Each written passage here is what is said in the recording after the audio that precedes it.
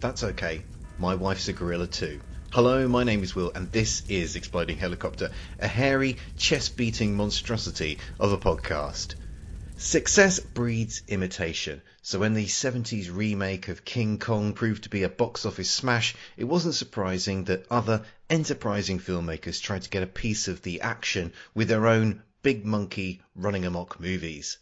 One of those attempting to cash in on the public's newfound enthusiasm for simian-flavoured smash-em-ups were Hong Kong super producers, the Shaw Brothers, and the film they made was The Mighty Peking Man. And talking of untamed beasts dragged in from the wild and unable to comprehend civilization, my guest today is Nick Rehak from French Toast Sunday. How you doing, Nick? I'm doing well, Will. How are you? I am really good, and thrilled as ever to have you on the show and to be talking about a film which I think is a really fun time. Hopefully you had a fun time with it as well. As I have already alluded to in the introduction, though, this is a creature feature movie, and that's a kind of genre that has been sort of knocking around to varying degrees or another. There's been sort of ups and downs in that whole sort of movie genre. I mean, you can go back all the way to the 1930s with that, then you sort of resurgence in the 50s, and it's been sort of up and down with it there. So I thought it'd be interesting, given it's such a sort of staple of Hollywood production, or sort of frankly movie making production around the world. What's your sort of take on the whole creature feature genre? Well, I grew up watching the Godzilla films, the ones from the 60s and 70s. I wore out VHS tapes. Oddly enough, though, one of my favorites was Godzilla vs. Biollante, which is just a massive plant that he fights.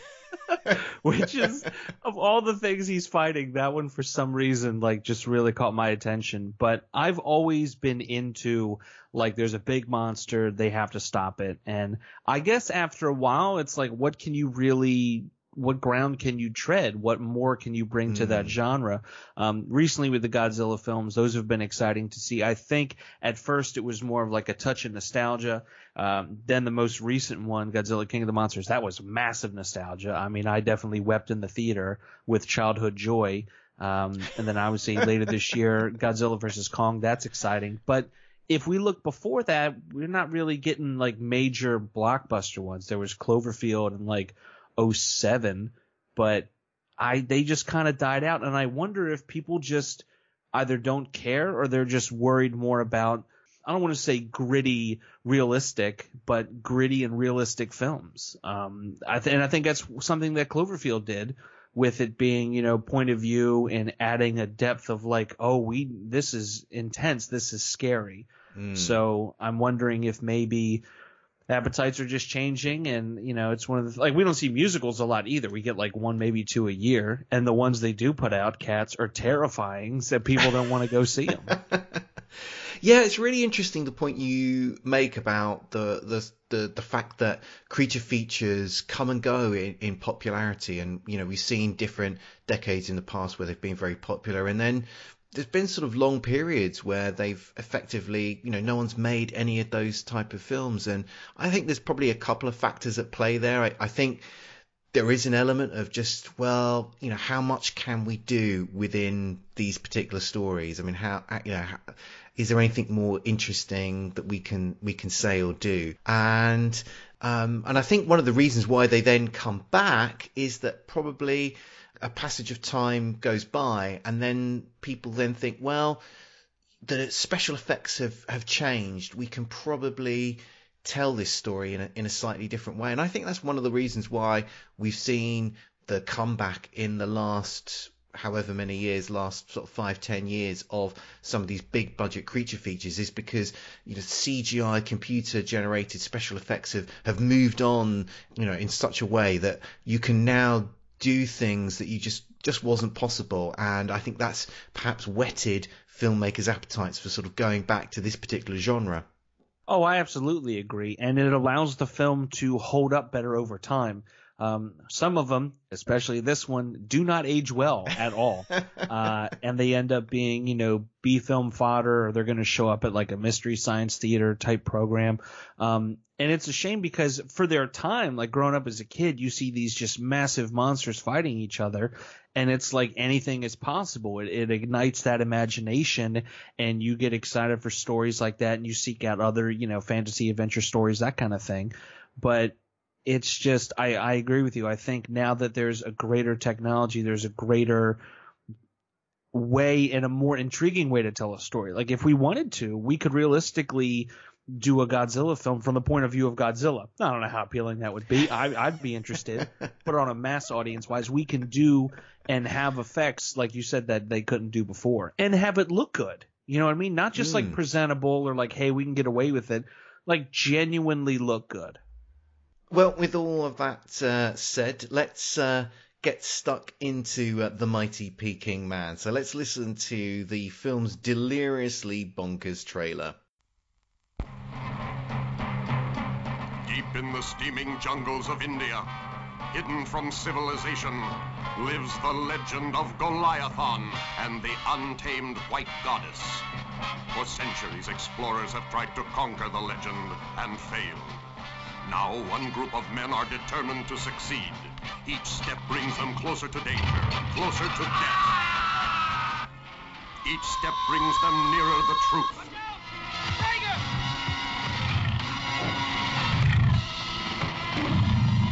The legend lives, Goliathon.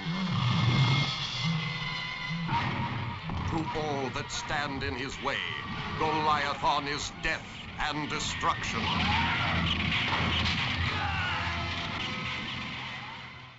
A giant ape called Mighty Peking Man has emerged following an earthquake in the Himalayas and has made its way to the Indian jungles.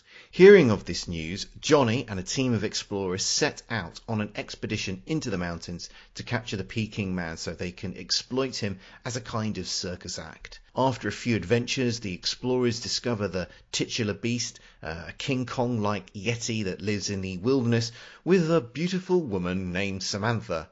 Samantha, who it's best to think of as a female Tarzan-like character, was raised by the Peking Man after the plane she was on with her parents crashed in the jungle. Johnny and his team capture the Peking Man and together with Samantha, who's now in love with Johnny, return to Hong Kong where they intend to put the massive monkey on display to the public. When they arrive in Hong Kong, the relationship between Johnny and Samantha gets more complicated as she struggles with urban city life and secrets from Johnny's life are revealed. But all this is nothing when the Peking Man, who objects to being a tourist exhibit, breaks loose and goes on the rampage in Hong Kong. The Mighty Peking Man came out in 1977. It was directed by Meng Hua Ho, apologies to any Cantonese listeners, who had a long career making martial arts films.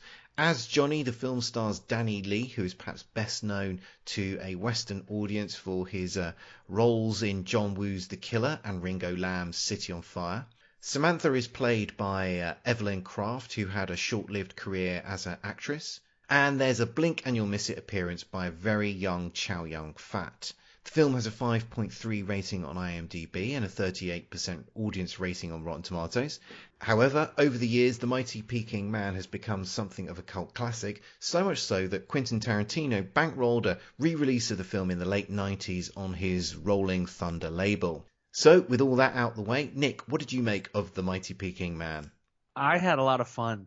It is a very bizarre movie. But, the first 10 minutes, I'm like, what the hell did Will convince me to watch? But the more I watched it, the more I weirdly enjoyed it. And I can completely see how this becomes a cult classic. There are so many problems with the effects. The story is half cobbled together, which makes it reminiscent of, other creature features where the story, it doesn't have to make sense. It really doesn't matter because it all ends the same. It all ends up being, hey, we have to take this thing out. And it just, at some points it makes sense and it's great. And other points I'm like, what are we doing here? Just get to the monster. But I do like that it wasn't overblown. It wasn't like this Hmm. hour 40, 2 hour thing. It was cut dry to the point, like 86, 80 some minutes, or maybe even like just cracking 90. Like it was just the right length. Yeah, I would echo your thoughts about this being a very, very bizarre film. I mean, it's got action, it's got romance, it's got terrible special effects. It's tonally all over the place. I mean, you've got, as you say, the story takes lots of, slightly weird twists and turns, but and none of it really seems to really ultimately matter because they're just like, oh, okay, we're going to throw in a bit more action and we're just moving along to the next thing. I mean, this is a really brisk film, so even if things don't make sense, we're on to something else. There's something else happening in this film. So, I mean, it just is. I found it totally bizarre, very strange, but wildly entertaining. Oh, absolutely entertaining. And what's really interesting is all the different types of effects that they try to employ. There's like screen cropping where they just try to superimpose an image on top of something else that's going. They rely a lot on rear screen projection, but unlike a 2001 Space Odyssey where you cannot tell the difference, you can tell the difference. And in fact, if anyone's watching this, feel free to go to the 9-minute and 36-second mark. You can see the wrinkles in the curtain that they're using for the rear projection. It is so absurd. And like around that time too, in the very beginning of the film, there's a massive destruction of a village scene. And you can actually see the tow cables pulling on the buildings in order to tear them down. I think my favourite part of the special effects was the Mighty Peking Man himself, who in the classic tradition of these types of films is basically played by a man in a rubber suit. But to be honest, it doesn't look too bad for films of the time. I'm being very charitable there. But the one detail though that did constantly amuse me throughout the film was the fact that there was very clearly a gap between the mask and where his eyes started. So there's quite. It bothered me so much. I'm like, you couldn't have taken the extra 10 seconds to just put a little makeup around the eyes and just really add in. It was too much of a bother. And then there were times where they would cut to this like animatronic claymation type face or close up, and I'm like, what are we doing this for? Just, you got the guy in the suit, just use that. Doesn't make any sense. There's no consistency, but I think that adds to the enjoyment and the bizarreness of the film. I completely agree. I think they use the full suite of special effects that are available to them. As you say, it would be so much better if they just used the guy in the rubber suit and they kind of stuck with one type of special effect. But by trying to employ the whole suite of them, it just heightens the fact that they are using all these different special effects. None of them are terribly convincing, and it just adds to that sort of jarring element of the film. But ultimately, you can't help but just I think love this film. Yeah, and I tell you what, with the effects, they rely heavily on models.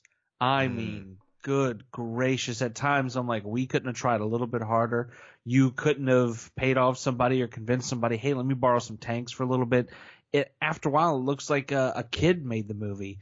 And I appreciate them taking the effort to like really try to sell it as is. But sometimes I'm like, man, we could have really stepped up and done something. You could have just reused footage from another movie. Something like almost looks like a train garden or like a model kit that a kid put together. But you take it, you get what you get.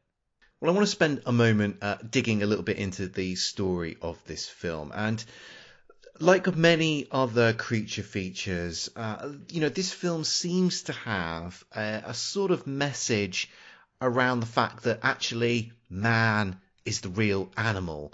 But from watching this film, I mean, that's something that you conclude, after you sort of sit through this whole movie. But I'm not actually sure how intentional an aim that was for the director. I mean, I don't know if you were as puzzled as I was by the messages and the thoughts that this film left you with.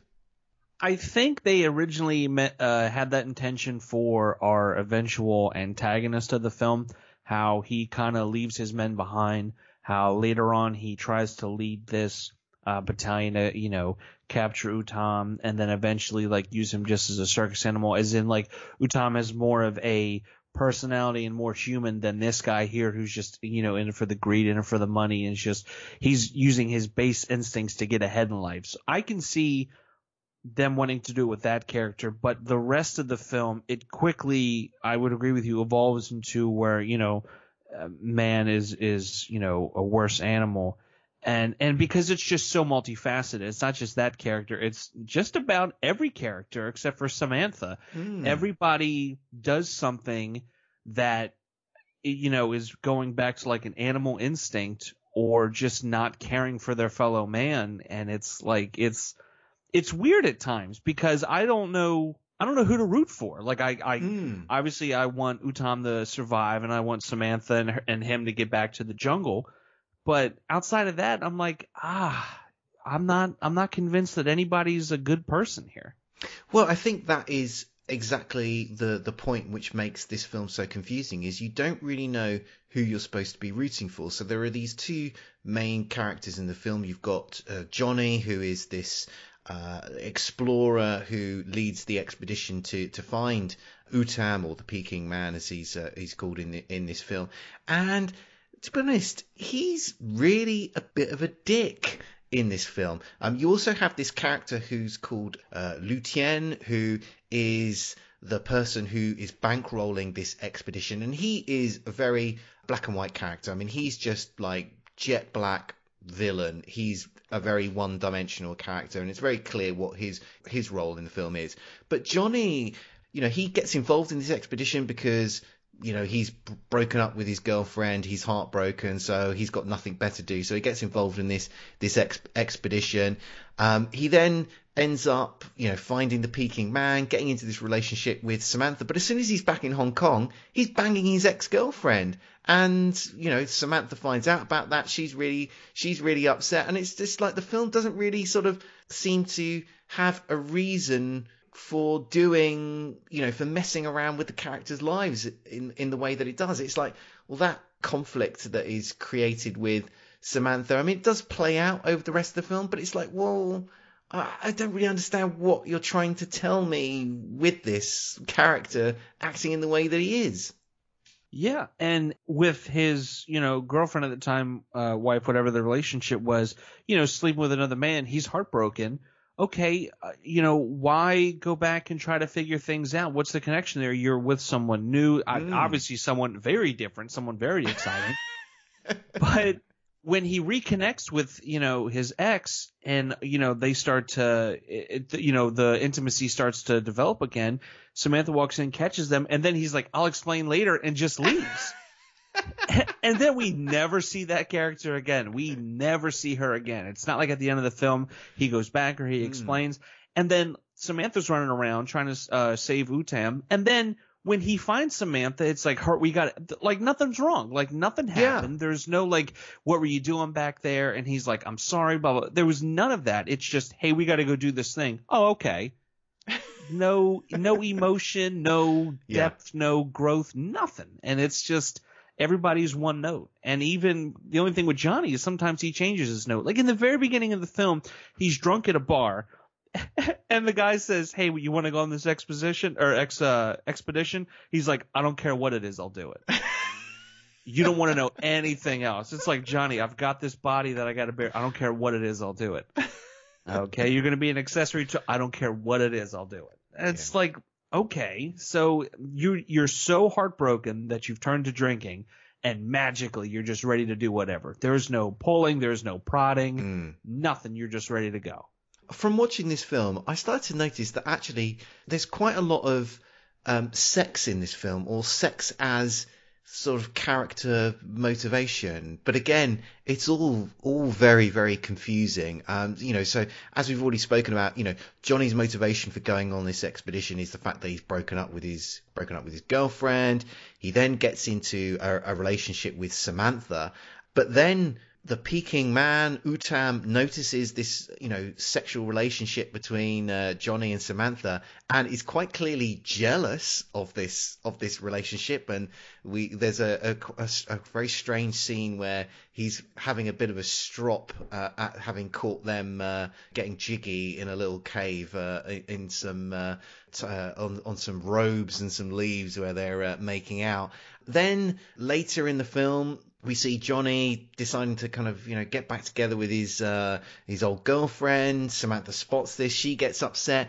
Then there's a very odd scene where Lutien, the kind of as we say, the by the numbers villain of this particular film, decides to try and rape Samantha, and Utam spots that happening, and that's the thing which enrages him so much that he's able to sort of break loose from his chains. So sex as a theme just runs throughout this whole film as a sort of motivation, but none of it really makes sense.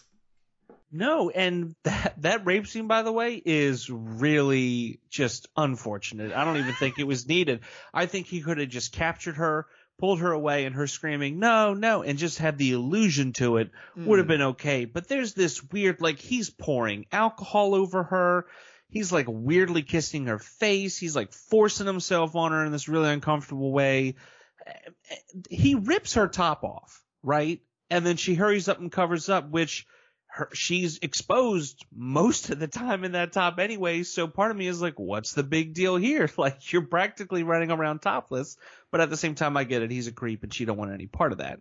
But even when she gets bitten by a snake, right? And Johnny's sucking out the poison in a bizarrely sexual way. And she's reacting in a way where I don't know if it hurts. I don't know if it feels good. There's just a lot of mixed messages. A lot of mixed messages. Yeah, I mean, if you'd missed the moment where Samantha gets bitten at the top of her thigh by the snake, I mean, you could read that sequence of the film in a completely different way. And I don't really think the filmmaker really knows what he's doing. I just think he's just throwing everything at the screen. I'm just putting incident on the screen. You might like it, you might not, but if I put enough stuff up there, there'll probably be something that you'll like, and you'll come away happy from this film. And you know what? There's a lot of stuff they could have cut, and they could have easily cut this down to an hour. That's how much extra they just throw into the film. Even extended scenes of people reacting to things. They even reuse several scenes for reaction shots, and the very poor acting is in each shot. What's bizarre to me, and I still don't understand, they play a lot with these animals in the jungles. They play with tigers, they play with leopard, and I'm wondering how in the actual hell did they pull this off? Because they are roughhousing with these tigers, and no one's dying. The tiger's not just on a dime changing his attitude and ripping them to shreds. Are you kidding me? That's nothing to do with the rest of the film. It's literally he falls in love with Samantha.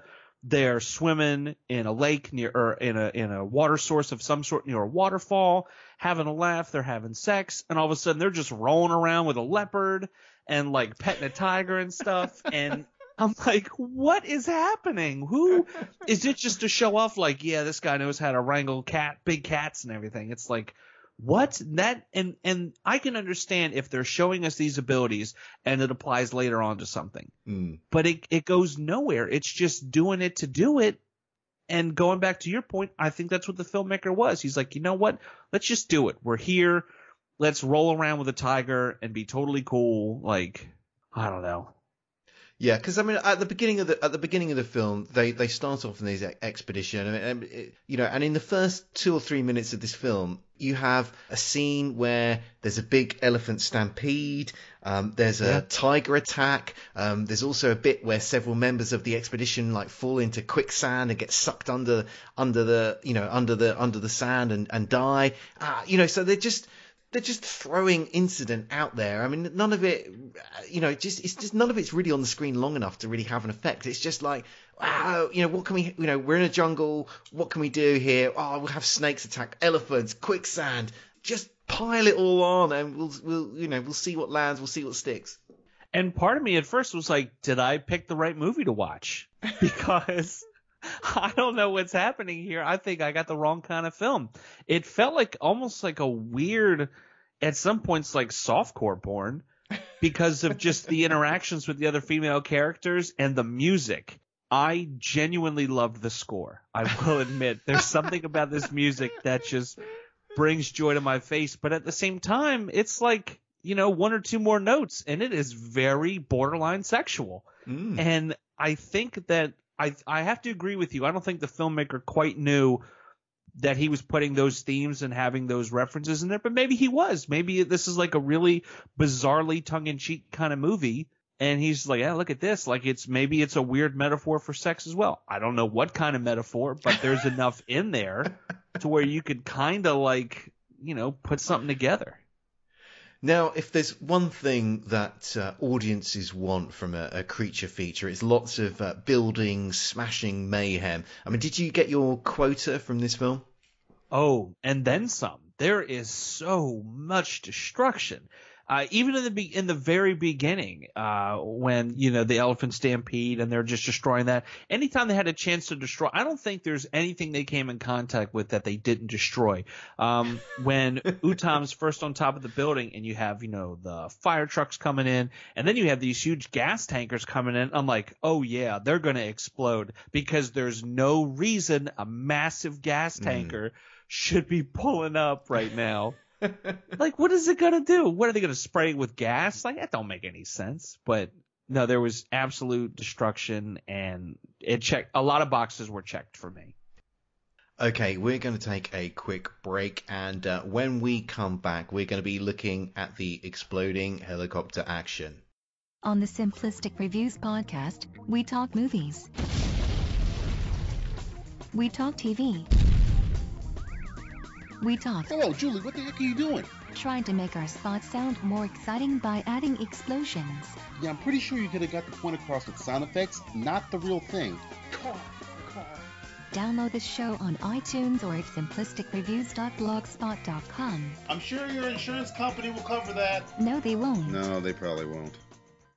We're back, and now we're looking at the exploding helicopter action. Just like King Kong, the climax of this film sees the oversized ape attempting to take refuge on top of a skyscraper. But as soon as he reaches the top of the building, the gigantic gorilla finds himself being attacked by 4 or 5 machine gun firing helicopters. In time-honoured fashion, our hairy hero starts swatting at the aerial irritants. One of the helicopters flies too close and receives a heavy thwack. The damaged aircraft plummets towards the ground, where, with credulity stretching bad luck, happens to crash into a fuel truck. And if that wasn't unlucky enough, the fuel truck is parked on the forecourt of the petrol station. Cue an enormous explosion. Nick, what did you make of the exploding helicopter action? I was very much looking forward to it because with a creature feature, it gives the option that something can interact with the helicopter when it explodes or causing it to explode. Much like in Dragon Wars, how they can attack the copter, bring it down in many different creative ways. When you have normally just a missile or a gun or a dogfight, you don't really get – I mean, you're just shooting at it and hoping to buzz it or clip it or something. But here you have a chance to really do something creative. And I do like, the classic SmackDown where he just hits it. It almost looks like he grabs it and throws it down towards the ground.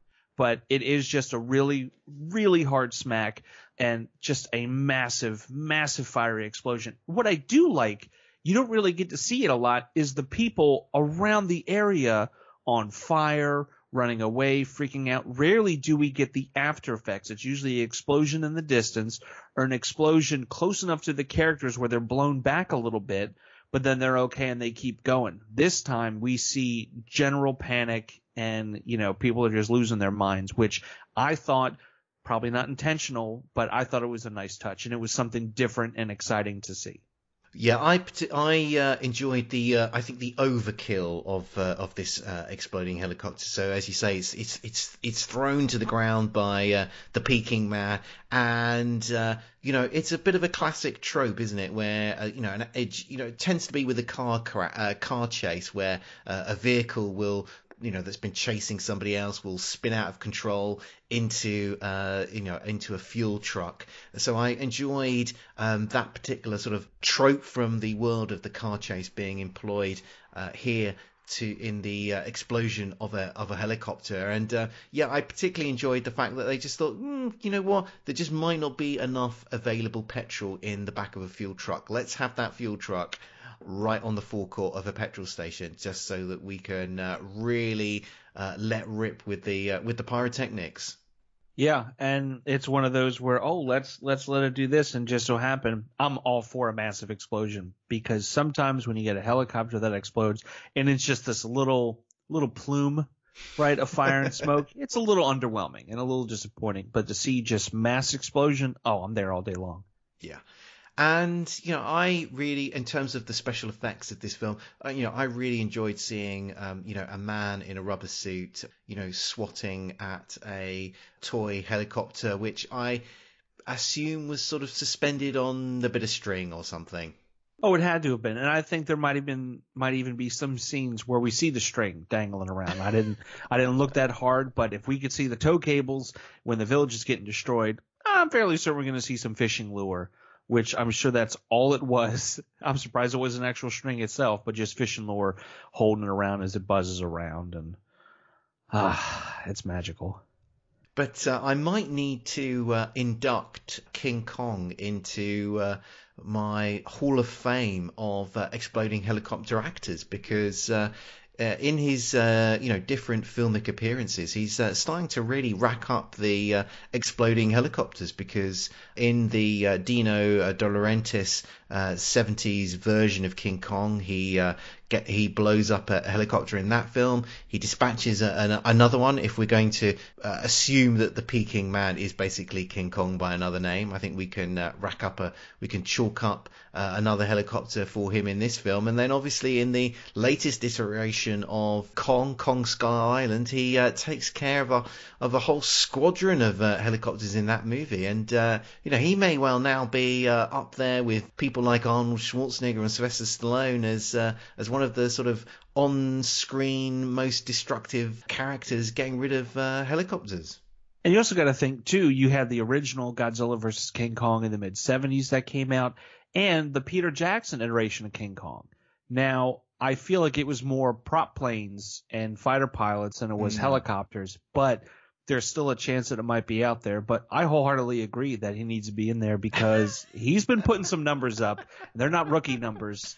He is letting everybody know who's boss. He probably has even more than Godzilla, and Godzilla has loads of movies. Okay, I think that just about wraps things up for this show. Nick, thanks for helping me out with this review. What's going on with French Toast Sunday at the moment? At the moment, we just got back from holiday break. We recorded an episode as of this recording this past Monday. We discussed our most anticipated films for 2020, gave us just a little bit of a buffer so we can catch up on some films that we might have missed in 2019. We're going to have our massive top 10 of 2019 episode coming through, but this is a big year for French Toast Sunday. We are turning 10 years old. So a lot of lists this year are going to be looking back on the past decade of French Toast Sunday, the past decade of film. It's going to be big. It's going to be encompassing. It's going to be a massive retrospective. We're very excited for all these episodes coming up. We're on a bi-weekly schedule for the moment. We might jump into a weekly, but for now, bi-weekly. Of course, you can find us FrenchToastSunday.com or wherever you get your podcasts. And if you enjoy this podcast, then you might like our website, where we've got hundreds of reviews of films with exploding helicopters and lots of information about the strange way they explode in films. So you can find that at explodinghelicopter.com. We'll be back soon, but until then, keep watching the skies for those exploding helicopters.